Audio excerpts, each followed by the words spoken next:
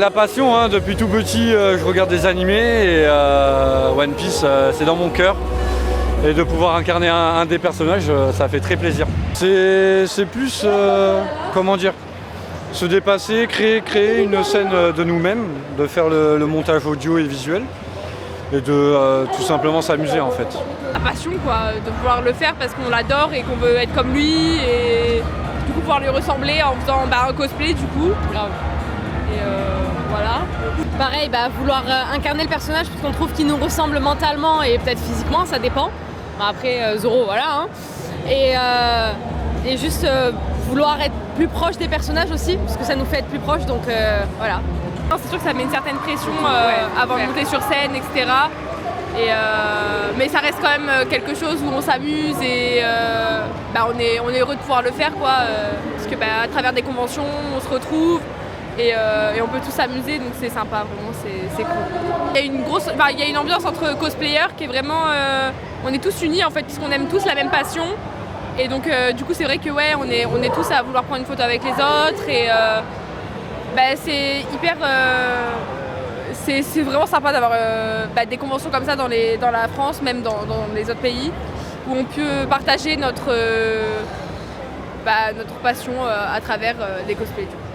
Moi je connaissais pas et je suis débarqué en mode vraiment touriste dans ce monde-là et je voyais des gens déguisés. Je fais mais je veux faire ça moi aussi. Et ensuite ça s'est enchaîné et les personnages se sont enchaînés aussi et voilà.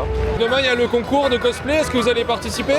Alors non, parce que nos tenues n'ont pas été fabriquées, parce que principalement c'est des achats. Donc on achète sur internet les équipements militaires.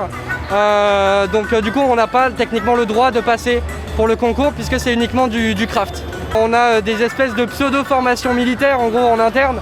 On apprend à se déplacer, marcher au pas, etc.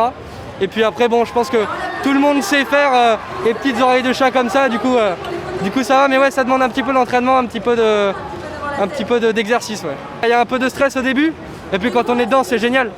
C'est génial, c'est... Finalement le stress avec l'adrénaline, c'est que du bonheur. Ça fait plaisir de voir qu'on arrive bien à transmettre cette image de... en fait on n'est pas des gros militaires durs, mais on est kawaii, on est mignon, et on est là pour apporter la bonne humeur, la bonne ambiance, et pour rigoler parce que c'est le plus important finalement. Mon personnage il est assez récent parce que ça fait 4 ans que je fais des conventions. Avant ça j'avais une veste salamèche, du coup c'était plus un déguisement qu'un cosplay.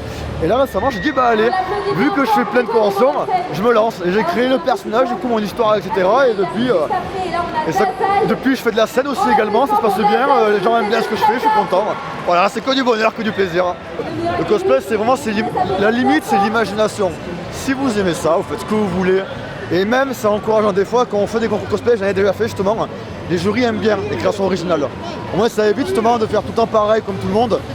Ça prouve que les gens aiment faire ce qu'ils veulent et voilà. La limite c'est l'imagination, voilà. En fait c'est familial. On a l'avantage d'être dans quand même une belle région quand même, et dans le sud, pour moi c'est vraiment très familial. On retrouve souvent les mêmes personnes qu'on voit que en convention. C'est toujours un bonheur. Et voilà, pour moi c'est vraiment que du bonheur du coup d'être ici, à chaque fois.